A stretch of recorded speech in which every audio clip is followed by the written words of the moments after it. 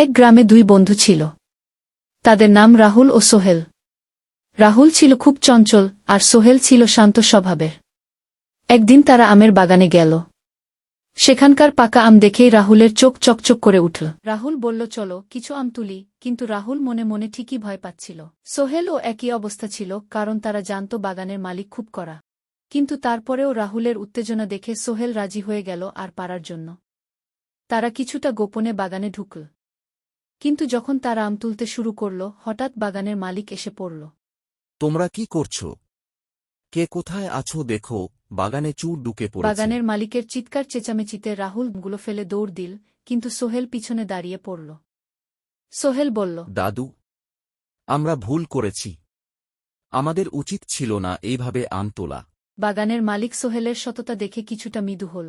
তিনি বললেন, আচ্ছা ঠিক আছে, যদি তোমরা সত্যি দুঃখিত হও, তাহলে পরের বার আম কিনতে আসবে গি। সোহেল এবং রাহুল দুজনেই ওই দিন শিখল, সত্যি এবং সততা সবসময় ভালো। এরপর থেকে তারা নিয়মিত বাগানে গিয়ে মালিকের কাছ থেকে আম কিনে খেত। এইভাবে তাদের বন্ধুত্ব আরও মজবুত হল এবং তারা বুঝল যে সততা সবসময় সেরা পথ।